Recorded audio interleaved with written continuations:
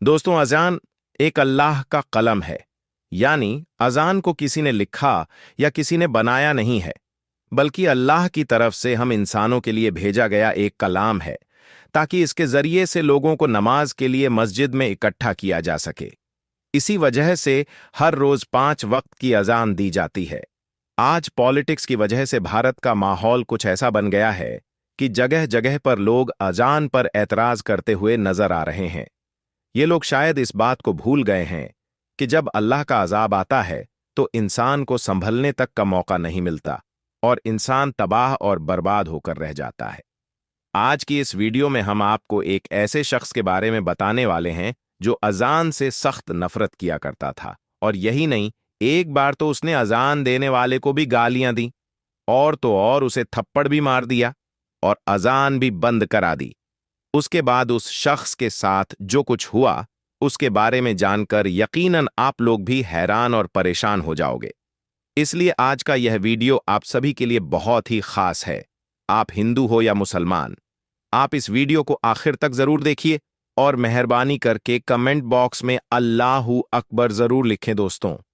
और इस वीडियो को ज्यादा से ज्यादा शेयर करें दोस्तों। बहुत पहले की बात है, किसी पोस्ट पर एक बहुत बड़ा ऑफिसर था।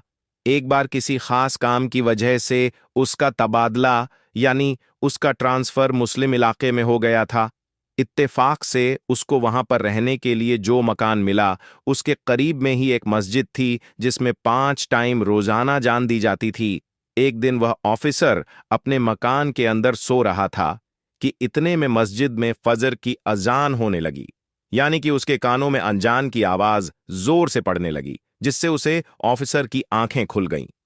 यह देखकर उसे ऑफिसर को बहुत गुस्सा आया, इसलिए उसने सुबह होते ही उस मुअज्जिन को यानी अजान देने वाले को अपने पास बुलाया और उसे कहने लगा कि कल से सुबह की अजान लाउडस्पीकर में मत देना, क्योंकि मेरा घर मस्जिद के करीब में है और सुबह अजान की वजह से मेरी नींद में खलल पैदा होता है, यानी कि मेरी नींद खराब होती है।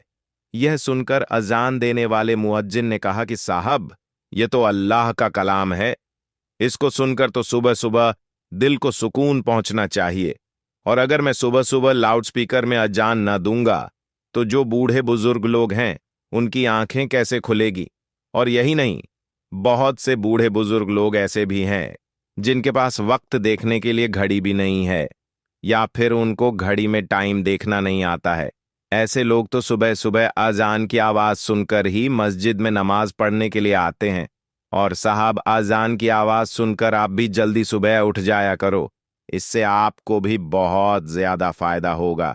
सुबह सुबह जल्दी उठकर आप भी पैदल चला करो, इससे आपके जिस्म को भी काफी फायदा हासिल होगा। ऑफिसर तो मुसलमान के बारे में तरह तरह की बातें सुनकर उनसे पहले ही नफरत करता था, इसलिए वह फिर इस आदमी के ऐसी बातें सुनकर गुस्से में आकर कहने लगा कि मुझे ज्यादा समझने की जरूरत नहीं है, और याद रखना खबरदार, अगर तुमने कल लाउड स्पीकर से सुबह फजर की अजान दी तो तुम्हारी खैर नहीं। और ऐसे ही उस ऑफिसर ने अजान देने वाले को खरी खोटी सुनाकर भेज दिया, मगर उस अजान देने वाले ने उस ऑफिसर की बात पर कुछ खास ध्यान नहीं दिया, इसलिए फिर उसने अगले दिन ही सुबह फजर के वक्त लाउड स्पीकर से अजान दे दी। जैसे ही सुबह सुबह उस ऑफिसर ने अजान की आवाज सुनी तो गुस्से से लाल हो गया और वह फौरन उस अजान देने वाले के पास गया और उसको बुरा भला कहने लगा। और यही नहीं, गुस्से में उसने उस अजान देने वाले शख्स को थप्पड़ मार दिया और कहने लगा कि मैं तुमको कल कितना समझाया था कि सुबह अजान की आवाज से मेरी नींद खराब होती है, इसलिए लाउडस्पीकर में अजान मत देना, लेकिन तुमने तो मेरी बात पर ध्यान ही नहीं दिया। बेचारा अजान देने वाला उस ऑफिसर को क्या कहता, वह तो थप्पड़ खाकर रोने लगा और दिल ही दिल में अल्लाह ताला से दुआ करने लगा, या अल्लाह, जिसने तेरी इस अजान को देने वाले बंदे पर जुल्म किया, तू इसे अपने अजब में डाल दे, इसे ऐसी सजा दे कि इसकी अक्ल ठिकाने आ जाए। जैसे ही मुअज्जिन की आवाज अल्लाह की बारगाह में पहुंची तो अल्लाह ने फौरन उसकी दुआ कबूल कर ली और उसी दिन उस ऑफिसर पर अजब नाजिल हो गया, यानी कि उस रात वह अल्लाह की पकड़ में आ गया। जिस दिन उसने अजान देने वाले को थप्पड़ मारा, उस रात वह अपने घर में सोया जरूर था, मगर सुबह वह उठ न सका, क्योंकि उसी रात उसके जिस्म के आधे हिस्से पर लकवा मार गया, जिसकी वजह से उसके हाथ हिलने के काबिल भी नहीं रहे। उसके बाद उस ऑफिसर का काफी इलाज करवाया गया, मगर उसका वह मर्ज ठीक ना हो सका। यह देखकर दफ्तर वालों ने उसे नौकरी से भी निकाल दिया।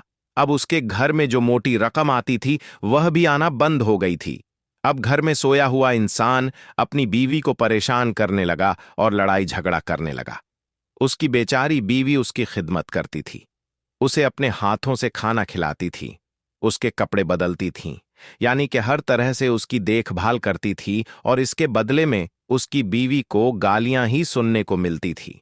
इसी तरह से कुछ दिनों के बाद उसकी बीवी भी उससे तंग आ गई, और एक दिन उसकी बीवी ने अपने भाई को फोन कर दिया और कहने लगा कि भैया, मैं इस इंसान से तंग आ चुकी हूं, पूरे दिन इसकी खिदमत करती रहती हूं, मगर ऊपर से यह मुझे गालियां देता है, मारता पिटता है।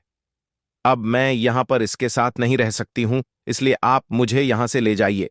यह सुनकर उसका भाई उसे फौरन लेने आ गया, और फिर उस ऑफिसर की बीवी अपने मायके चली गई। इसी दौरान उस ऑफिसर के दूसरे हिस्से पर भी लगवा पड़ गया, और अब उसके जिस्म का दूसरा हिस्सा भी काम करना बंद कर दिया। अब उसकी दोनों टांगें सीने से जा लगी थीं। अब ऑफिसर एक जिंदा लाश बनकर रह गया था।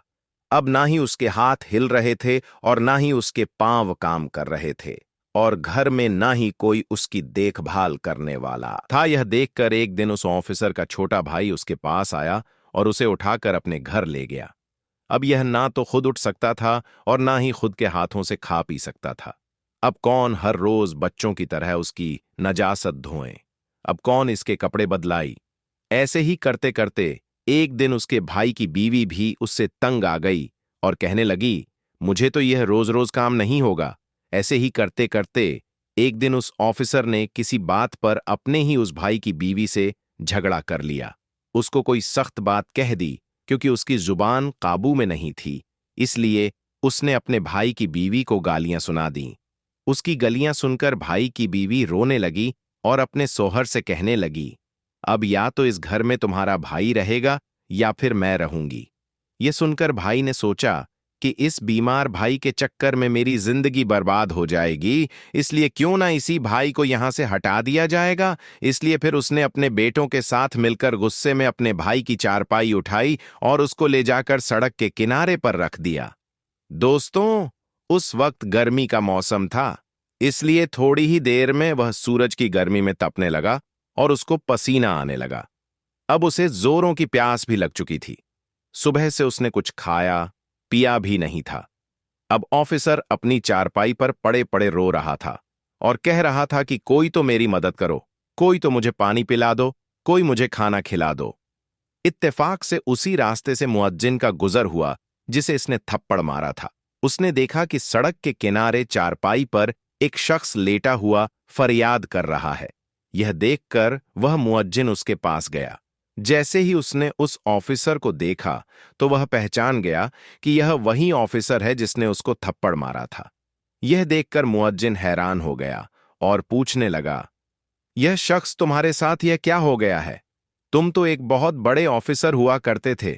वह ऑफिसर भी मुअज्जिन को पहचान चुका था और उसने पड़े पड़े ही मुअज्जिन के आगे अपने हाथ जोड़ दिए और कहने लगा कि मेरी बर्बादी उसी दिन शुरू हो गई थी जिस दिन मैंने आपको थप्पड़ मारा था।